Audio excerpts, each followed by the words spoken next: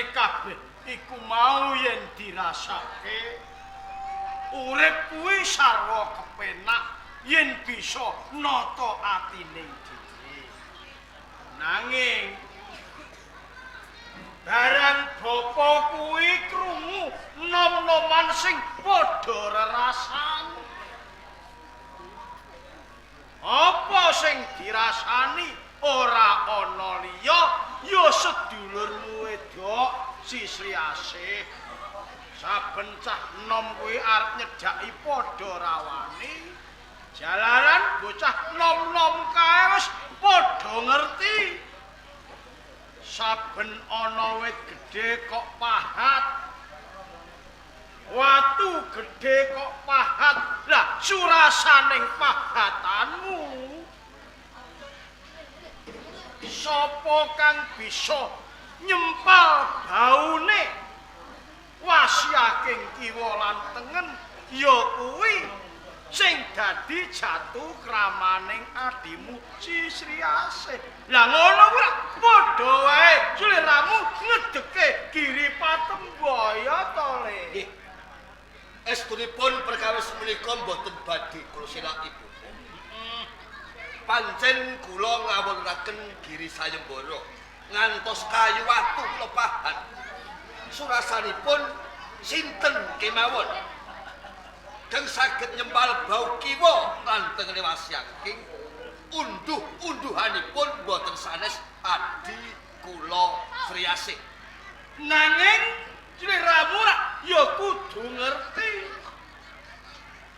Padepokan Toya Arum kuwi padepokan sing wis kondhang kaloka. Nggih. Kondhanging kuwi ora perkara gurune ora. Nanging kondhange kuwi perkara murite sing wis padha setya tuhu nampa ulang pitutur luhur. Ora ana sing nebal ana ing kautaman jan.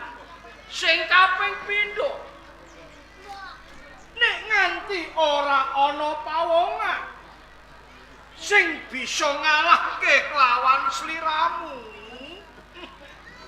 Apa ora ana tetembungan singgang ngekatak ora ana sing ngeneni sing tegese adimu Sri Asih dadi prawan kasep to Le. Perkawis menika kang dadosaken penggalihipun bapa. Nanging bapa, Iya piye? ngantos kula ngawunaken sayembara kados ngaten nika mboten kok ambyak awur-awur nanging nganggo dasar sing matok. Dasarmu apa? Dasaripun sepisan. Kalamun benjang adi kula Sri Asih kawengku dening priya. Priya kula kedah saged angayomi. Angayemi dumateng adi kula Sri Asih. Ya, ya. Kang angka kaping kalih. Etan kayadha. Nanging tasih wonten wetan malih. Kuwi bener. Ya, ya. Langit kae dhuwur. Nanging sak dhuwuring langit tasih wonten langit. Ya, ya, ya. Boten beda wonten ing padepokan Toya Arum. Teng mriki ana wong jaduk, ning kono uga ana wong jaduk. Menika pamadan kula. Ya kuwi sing tegese jalma tan kena kinira. Ya. Ya. Yen pancen wis madhep mantet kekarepanmu sing kaya ngono wasiaking. Bapa mung tuturi handayani apa sing dadi kekarepanmu. Nggih. Nggih. Lho sapa kae? Sapa kae?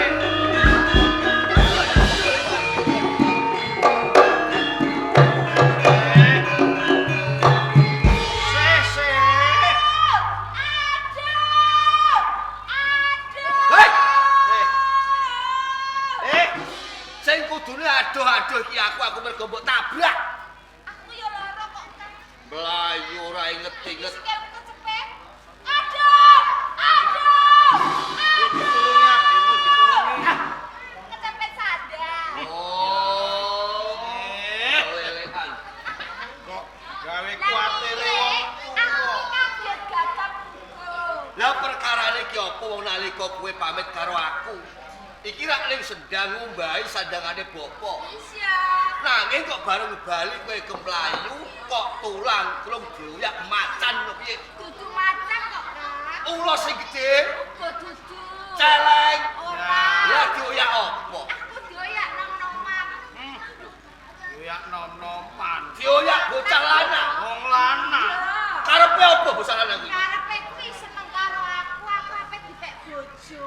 Lah kowe Lanang kok nembung kok sak tengahe dalan terus tak yo ngece. bener. Lah mula kuwi tresnane ora tak tampa. Sak temah kowe mlayu iki mau. Karo atine aku terus dioyak-oyak. Dioyak-oyak aku mandeg sedelok tak omeni ngene. Kowe iki aja nggodha aku wae. Tresno ora ditampa kok gendong. Iya. Kowe iki ngerti apa ora? Aku iki ngono sedulure kakek wasiake. Wong sing pilih bobot pilih tampil. Bener. Nek emane Kak. Bocah lanang kuwi mesti wedi. Wedi apa? Malah guyang-guyung ngece. Lho. Lembune manas hati. Bocah lanang ora wedi, nanging malah guyang-guyung. Karo ngece. Ngecine piye? Tembune ngene. Piye? Alah-alah sesek seriase. Kowe kok ngedung-ngedungno dulurmu sing jenenge wasiake. Rumangsamu aku wedi ngono. Kon rene, mengko yen wis ana ning pangarepku, bocah tak poploh. Kaya ngono kuwi. Waduh, yen kena wae tak poklek-poklek tak buak ning kali dadi pangan bebek. Bocah lanang sing ganggu kowe kuwi mau kalamen ketemu aku arep ditapuk ya didak-idak dioklepek pangan bebek. Iya. Isih goyak karo kowe. Silakan. Ya apa kono?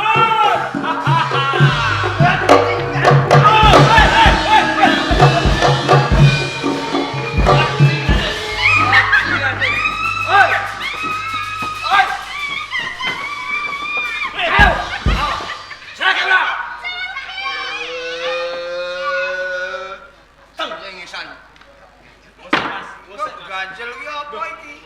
Loh, Mas, iki rasane ganjel. Kancamu iki lho. lah dulurku mana iki?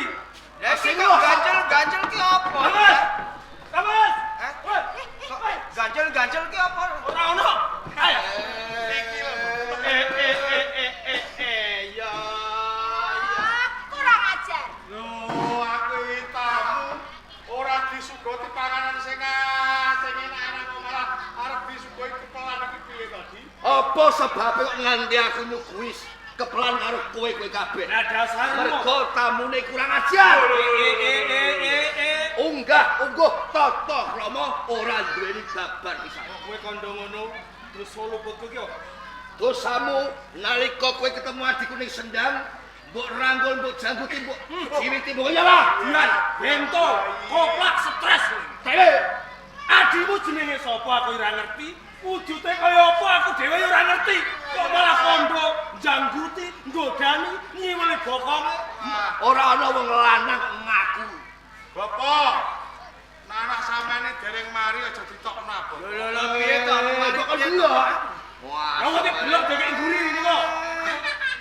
Arep Tamu apik-apik. Ya kowe sak kloron wis wani ganggu gawe marang sedulur. Tempet anake bakal dompet kowe niku mboten ate ganggu. Yakin bolikin bakal bensin aku ora tau ganggu. Sik, Piye, Kak? apa bener bocah iki sing ganggu karo kowe ning sendang? Bocah. Oh semene gedene bocah untune Bapak iku. Bocah ODJ maksudnya. Maksude Bocah edian. dian kowe kuwi. Bener sih? Sing bodoh. Yo. Sik. Ade. Kok bener kuwi? Ora, Kak. Hei, Ora. ora.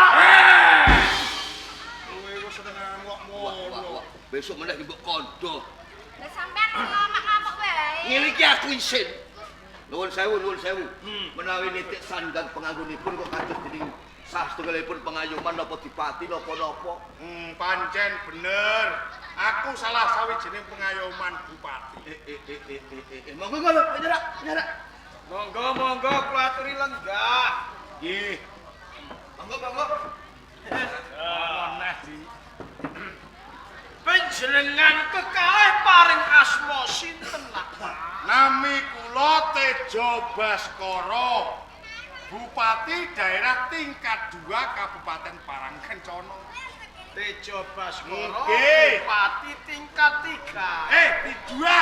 Ingkang dua parang Kencana.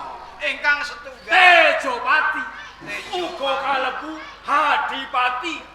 Sing lagi wae wisuda pinangka pengayoman wonten ing Kadipaten Parangkusuma. kok ngantos panjenengan kekalih tumapak wonten padepokan Toya Arum jane niku wonten wigatos napa? Pengen pinanggih kalian Boporsi Pramuja. Sampun Lho, sampun pripun dereng kok niku dereng panggih kok sampun. Pramuja nggih kula niki. Sampeyan Nggih. pripun? Jebule wis suwek. Lah nggih. Kok wis suwek iki piye to? Sing pipine wiron kabeh. Kuwi wis tuwek. Wis tuwek. Nggih, lajengaken rembak. Pawartos ingkang kula tampi menawi Boporsi Pramuja. Menika kagungan yoga kang sesilih Sri Asih. Niku leres napa mboten? Pancen kabar ingkang panjenengan tampi niku mboten mleset. Wih, nggih, pas mboten klenen. Menawi ngaten bener niku. Saestu. Nggih. Lah Bapak kula lajengaken. jenenge Sri Asih niku pundi? Nah, Lah niki. Niku. niki lho. Sri Asih. Bapak. Ampun kula. Lah iki Ngeten. Iso-iso Ingkang upgrade menika sandanganipun. nggih, Niki kembang mawar sing lagi mawon. Tak pikir-pikir iki Boporsi Pramuja kaya digdok. Pegang pundi? Akeh nakal iki. Iki akeh nakal iki. Pancen menika tasih sedereke. nggih. Ayo lah niki arek gini. Niku akeh nakal ora ono. Lah meniki. Nah, angkas kula Bapak, ening kula menika Bupati kang Tesih Joko, arep kula badhe nglamar kalih Sri Asih. Selamat. Tanggeng kula. Lho sampean niku bupati iso maca napa mboten? Maca napa? Lho maca tulisan niku lho. Wonten tulisan napa? napa? Lho napa sampean niku mun siwer mripate? Hurufe niku napa? Huruf napa niku? Huruf napa Mana niku? ngandake Bupati Siwer. Wonten sak dalan-dalan danggung perapatan. Nggih. Niku pun wonten plakat. Marang sapa sing bisa nyempal baune kiwa tengen baune siwasiake. Ya kuwi sing bisa mboyongi Sri Asih. Tegese yen panjenengan saged mupu giripatem bayaning anak kula siwasiake. Boyongane nggih anak kula Sri Asih. Teng plakat niku wau tulisane napa? Basa Jawa napa basa napa? Nggih basa Jawa. Kula nggih mboten ngertos. Aku iki nek basa Jawa ora mudeng. Oke. Lah nek basa Cim-in yo. Sampeyan kok nganggo Cim-in niku Cina. Cina. Kula Kula niku sekolah teng Cina. Nggih wasiake. Nggih, kula Bapak. Kanggo ngantepake nak Mas Dipati sakloron Ngaten. kono diwangsuli ya. Sedulur Hadipati sakalihipun Nggih. pancen boten sisip. Ngendikanipun Bapak. Saben langkung prapatan pancen ana tulisane sing gawe aku. Unduh-unduhane adikku. Kalamun kowe bisa nyempal bau kiwa lan tengene wasiake. Rening cintaku wis konyong-konyong koder karo Iya. adimu. Mula aku kepengin mupu sayembara. Kaya ngono. Tan bedane aku wasiake. Apa kenteng kawat dapar waja wis samadya. Kabeh wis sumadyo. Entene ning jaba desa. Aja suwe-suwe. Kanteni.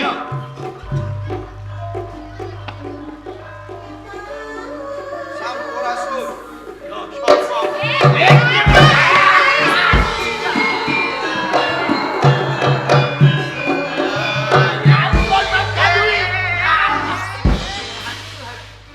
Arep ngopo? Kok senengane grusa-grusu Ngemileng bocah niki mesti bocah sing kurang ajar. Anggir ana tamu kok ajar, ana tamu kok tempilingi. Lah sing godho adik kula mesti niki. Iya nek ora mbok ya dilaras luwih dhisik. Ditakoni bener lan orane. Monggo. Sik. Nuwun sewu Kisana. Inggih nggih. Panjenengan iku paring asma sinten lan saking pundi negaranipun? Dipun manuhaken kemawon. Nggih. Kula Sindunegara kalebet nalendra wonten ing Tanjung Anom.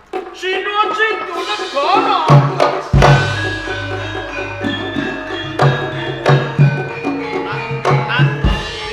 Rahayune urung kok bros. Nek nganti kok bros nampa pidana dadi halah ratu niki lak teng mriko. Teng Oh, negara. Nek teng mriki mboten beda kalih kula panjenengan. Iya pinter kowe. Lah nggih. Nuwun pangapunten. Nggih. Panjenengan caket kalian Sri Asih wonten sambung rapet menapa kalian Sri Asih? Niki Sri Asih niku lak yoga kula Putra panjenengan. Nggih. Menawi cetha putra panjenengan menika mapan kersa. Kok saged ngaten? Pancen esti ngarah kula mbujung lampahipun Sri Asih. Kula tresna kalian Sri Asih. Tresna kalian yoga kula Sri Asih. Menawi dipun keparengaken Sri Asih badhe kula pundhut minangka garwa. Nuwun sewu. Kula niku kuwasane mboten saged kuwasane. Jalaran napa? Wedal sak menika anak kula Sri Asih. Niku sing tanggel jawab niku nggih anak kula Siwasiake. Menika kakang Sri Asih. Nggih, Mas Yaking. Iki lho. Supaya ora tumpang sujul Prabu Sindunegara diwangsuli cetha lan gamblang. Ngaten nggih. Wasyaking Sindunegara. Sang Prabu Sindunegara Kakang Wasya. pancen kula mboten badhe koselak. Kula ngawontenaken sayembara tanding kalamun sapa wae kalebet panjenengan saged nyembal bau kiwa lan Wasyaking unduhanipun adi kula Sri Asih. Menawi mekaten kula kepengin nderek sayembara kala wau. Saestu enteni teng jaba desa. Kata njur pamit Sri Asih. Njur pamit. Dolatno apik untuk kamenan. Nggih, Sinegor. Ya. Kakak, Apa? ndongakno ya. Lho ya mesti kudune kaya ngono wong kangane arep tanding. Ya adine kudu Ya didongakno ndok. Ah, Muga-muga mengko yen tetandingan kalawan bupati telu Sing kakak loro. mau. Oh, Loro. Muga-muga sampean menang. mesti wae menang. Wong sing siji kaya togok, sing siji kaya jan klenthing kae. Kaya ya aja ngece. Tan ra beda. Ya. Mengko yen tetandingan kalawan Sinuwun Prabu Sindunegara. Hah? Muga-muga sampean kalah. Tak gocok bathuk malah. Lah lambeku kliru. Ya menang to. Wes, pamut simu. Bareng Bapak. Ya kono. Ayo Sri Asih ditonton kaya apa?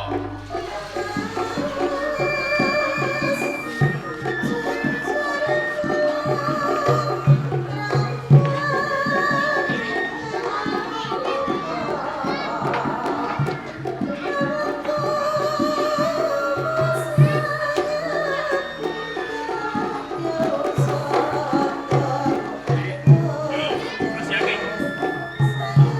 Mumpung durung lakon wenan aku adu karesan. Mesti wae lamun to mengko kelakon. Mbuh bau kiwaku, mbuh bau tengenmu sing mengko bakal sempal. Urung tan wurung ben aku bakal nandang cacat. Urung kewae lamun to kowe pengen nganake adon-adon tanding. Kanjeng Adipati sekalian. Sedaya kula sampun kula niati lan kula kajati. Kalamun ing mangkinipun kula kok urip cacat mboten napa-napa. Wis po tekati, Pun. wis po niati. Pun. Kula riyen opo jalin. Yo mesti wis sing Wis ayo diwiwiti iki.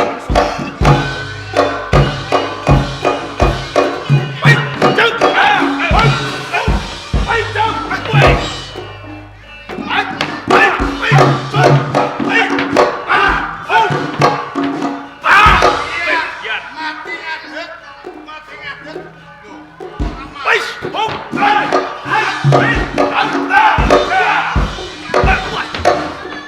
Mati.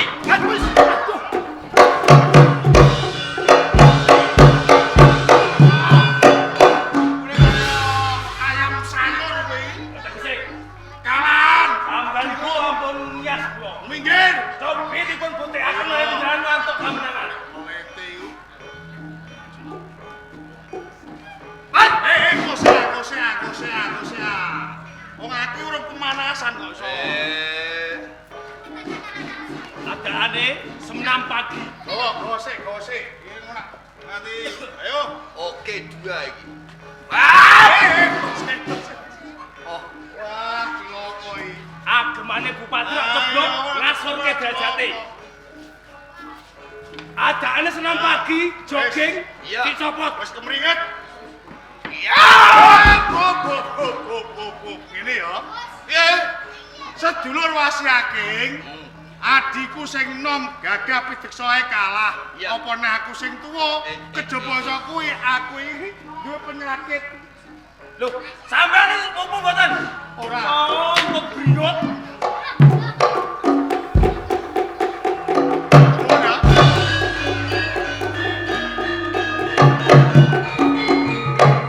Palertos tandange Kakang Wasiaking musuh. Pripun? Kadang-kadang adipati kekalih.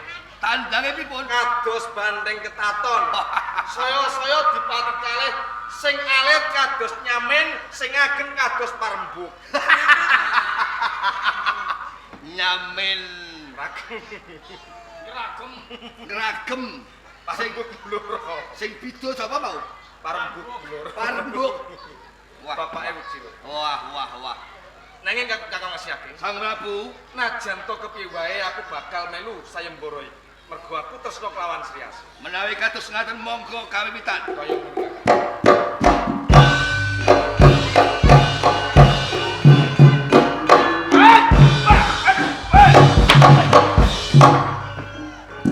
Mantep. Kok beda karo mau?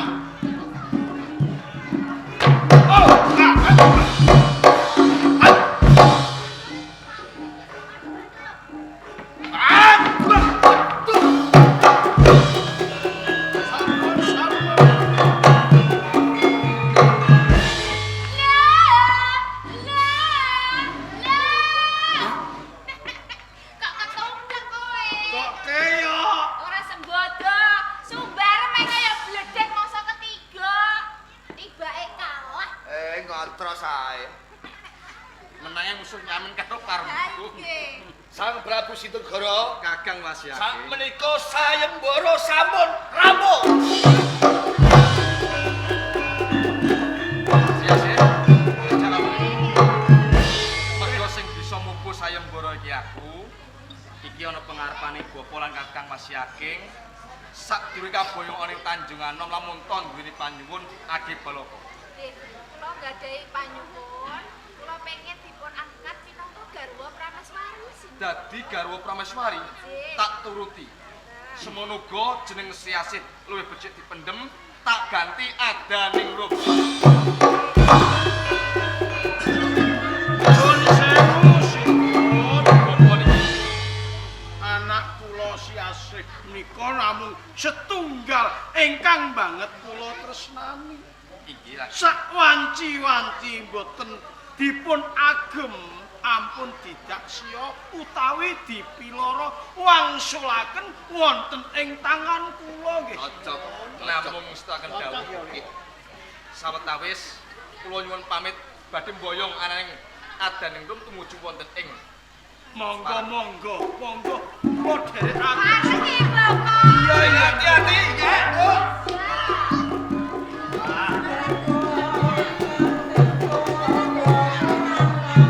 Wasiaking Atus pundi?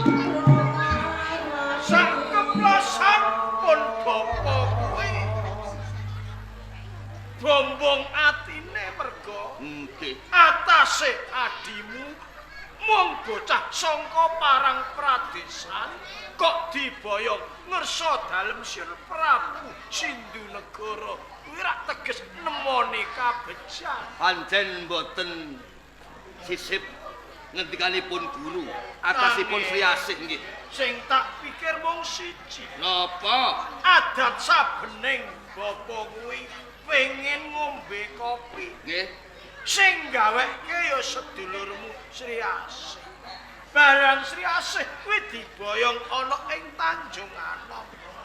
Banjur nasibe bapa iki mengko piye to, Le? Alah perkara niku to.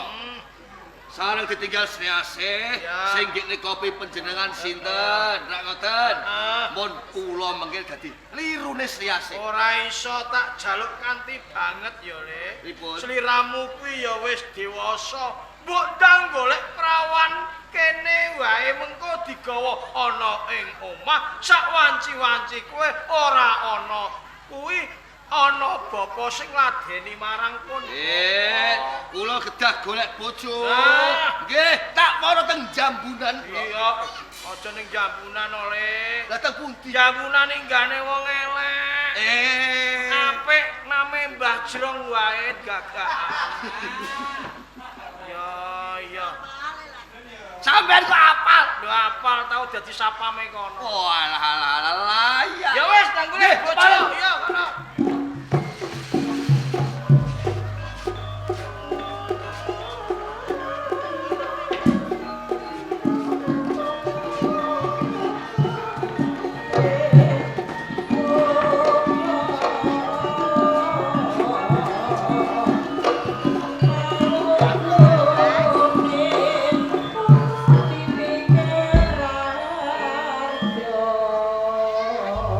Diajeng Siti.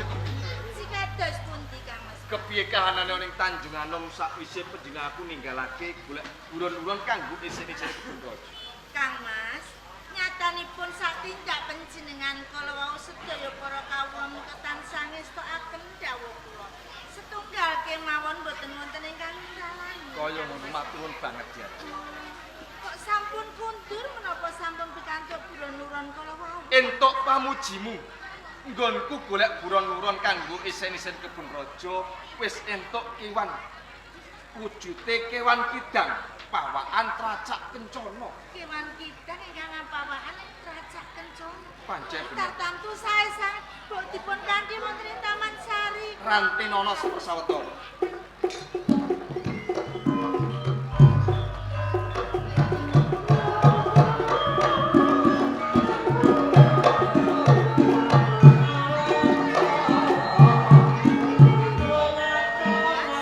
Diajeng Siti Kundi. Pundi kidang ingkang pawaan tracak kencana kala wau? Kidang mratelakake bocah wadon tracak kencana ayu rupane. Adaning rum kang dadi arane. Adaning rum garwaku Siti Kundi. Dening rom Kang Mbok, aku Siti Kumbini, bocah saka desa ya. Iya, kayak sandangane kaya ngono. Nuwun sewu Ci Kang Mas. Diajeng Siti Kumbini kepiye? King menapa dening rom menika dipun boyong wonten ing Praja Tanjung Anom. Menapa badhe dipun dadosaken abdi Kang Mas? Ora. Ajeng. Mergo aku tresna kelawan Adaning Rum bakal tak pundhut garwa. Panjenengan pundhut garwa. Mboten getun ing wingkingipun. Dene apa dadak getun? Saya-saya dina iki Adaning Rum tak angkat minangka garwa Prameswari.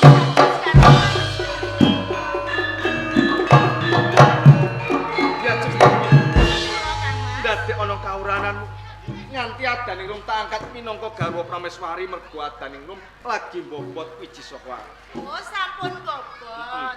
Nggih mboten napa-napa Kang Mas.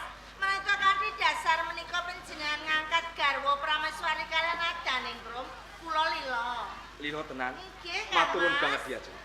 Adaning Rum derek ana pepumuran ngadi busana.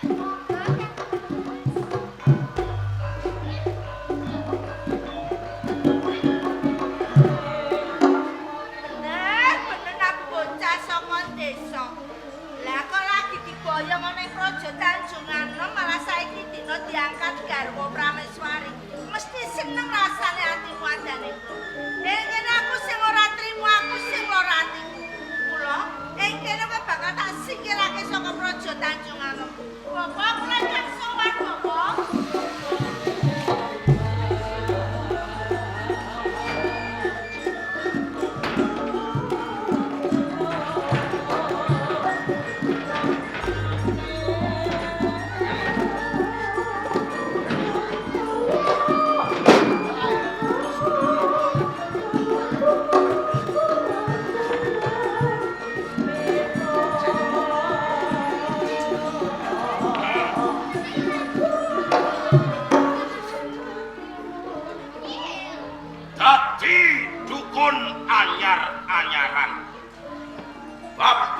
pisan wiwit esuk nganti sore. Sore nganti bengi. Kok ora ana wong sing pengin merdukun karo aku ndak piye? Amungko aku dukun sing mandi. Wah, cilaka. Apa kelakon aku ora duweni murid-murid ora ana merdukun. Ora ana wong sing ngeteri kopi, gula, rokok karo aku. Sopo kae?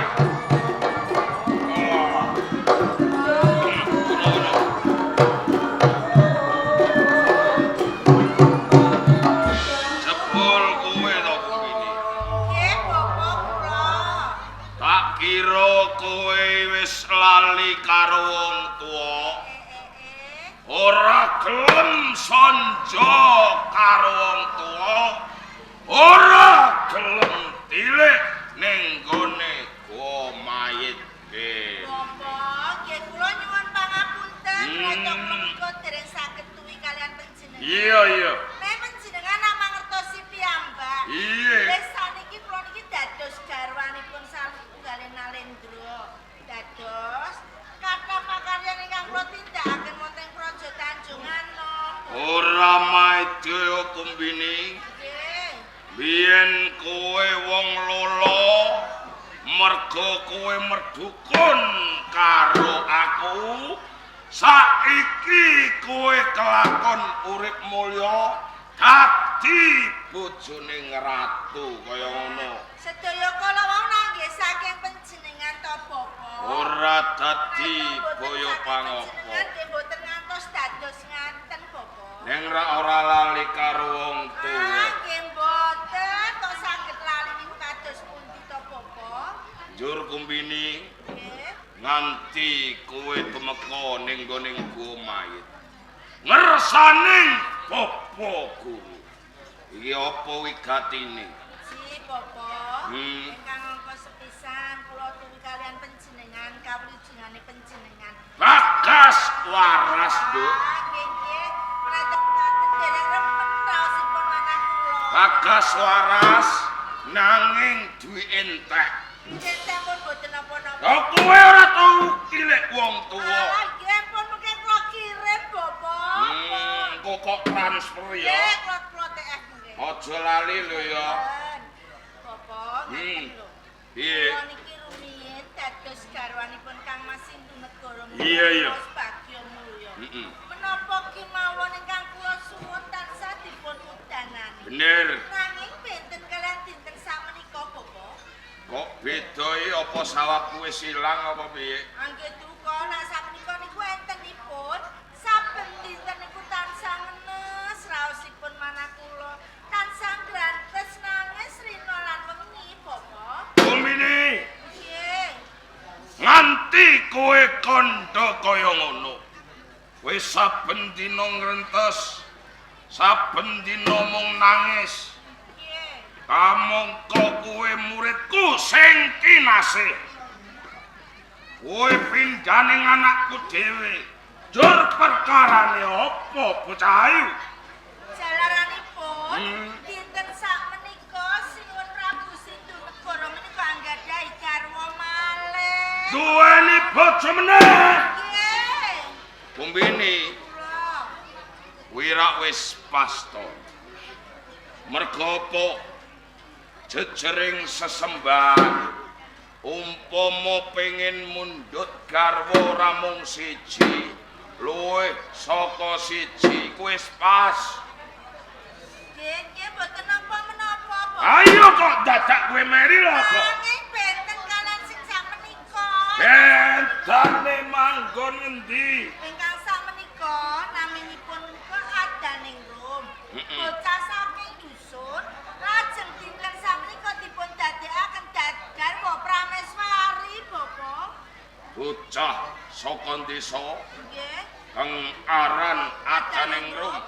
Nanging dijajekno garwa Sinten prameswari. ingkang boten lara, kula mawon garwa ingkang pun damya boten dadi garwa prameswari. Bocah lagi wae diboyong ana Praja Tanjunganom. Sakmenika dipun dadosaken garwa prameswari. dadi murite Prabata iki mung trima dadi garwa sih. Sampeyan ingkang laras saking dusun dados garwa prameswari Bapa mila. Coba aku tak takon karo kowe. Nggih.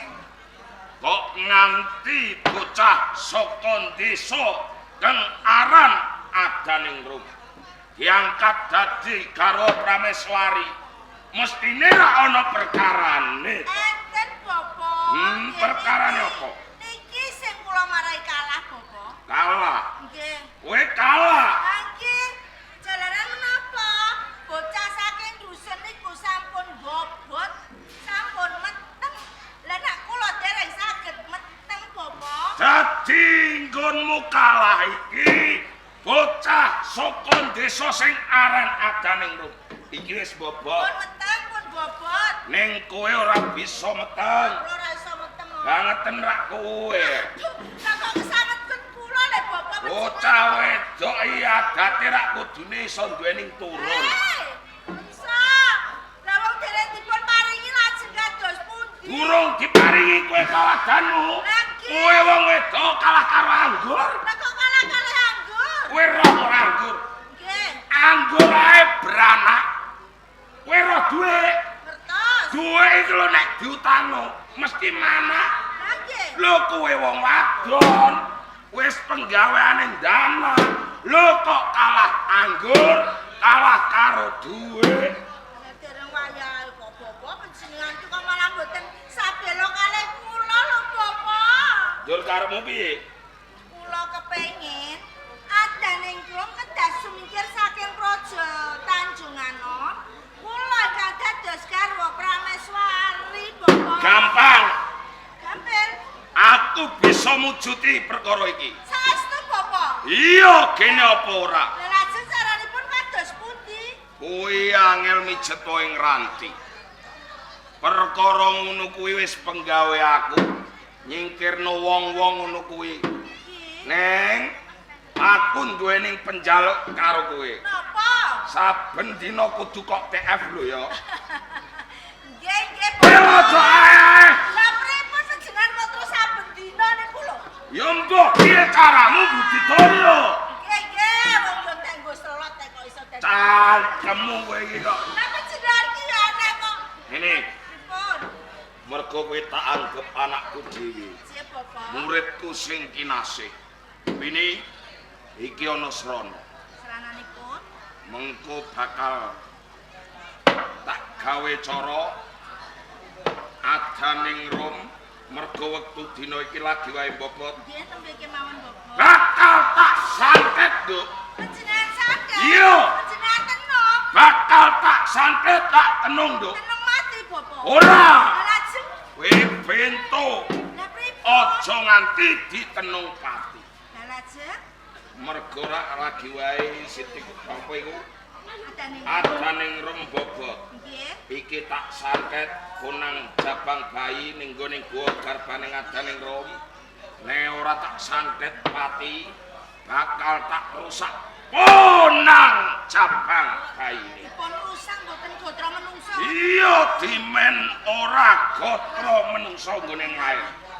Mengko yen laire ora wujud gotra menungso dimangerteni dening garwamu Sindu Negara. Nggih Bapak nggih. Mestine Sindu Negara pin bakal dakwa karo Adaning Rum lho duweni titis wujuding sing ala. Mesti dinakwa dening Sindu Negara yen to Adaning Rum iki tumindak selingkuh, tumindak sedeng. Mengko mestine Sindu Negara bakal duka yayah Siniti lan Adaning Rum. Mestine bakal ditundung minggat, ora bakal diagem dening garwa prameswari, nanging sing diangkat dadi garwa prameswari ora ana loro telu mung siji muridku sing kinasih kaya ngono. Adaning Rum ditundung minggat, kula dados garwa prameswari. Bener, Nduk. Nggih.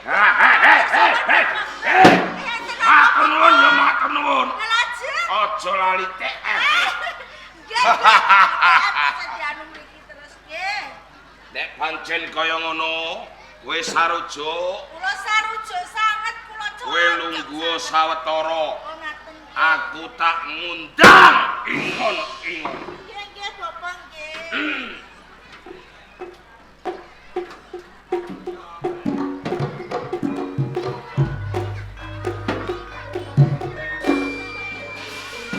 Tuh yang kakas loro, yang wikiwasi, kula nyuwun dhateng panjenengan dek rumatan kula.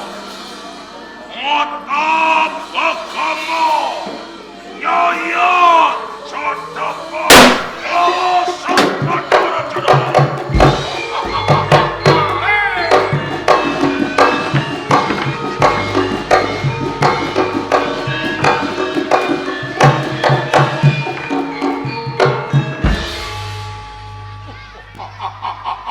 Tenang! Mesti kue weruh nganti kue tak tekake ngersaning apa guru. Merga ana penggawean kanggo kowe. Kanggo aku? Iya, kowe bakal tak weni tadah kala mangsaku. Nanging sadurunge aku peparing tuwene tadah kala mangsa kanggo kowe. Pepangan kanggo kowe. Nanging piye? Apa?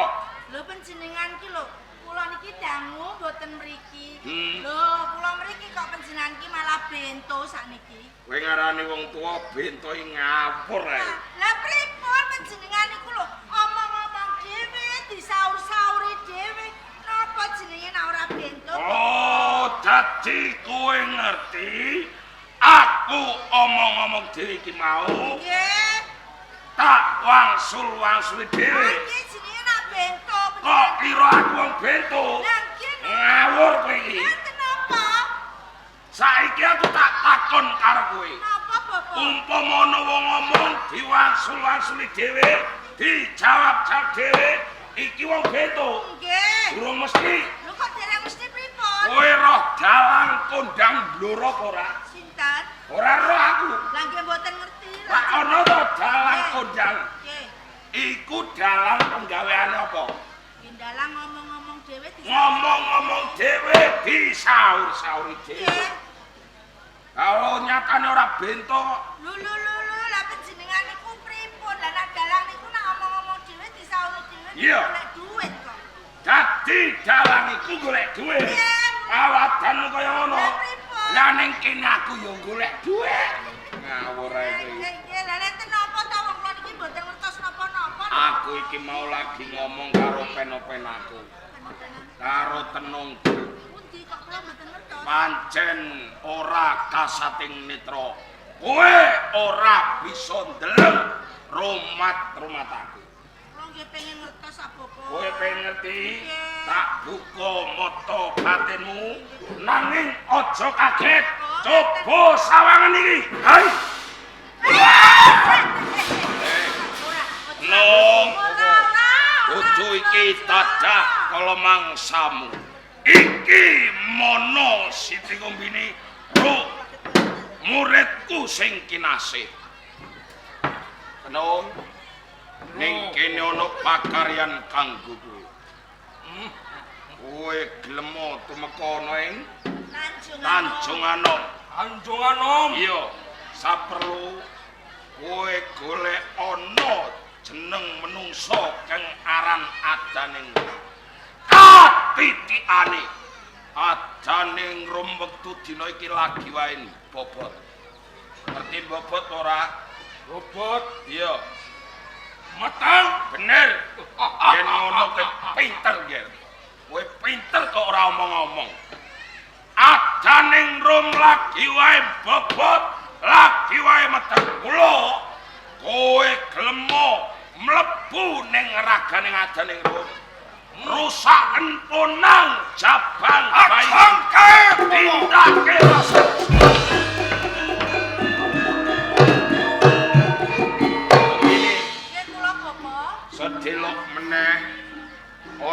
kedadian sing dumadi nganeh-nganeh adaning rum bakal ditundung minggat kowe hati karo Pramesari kono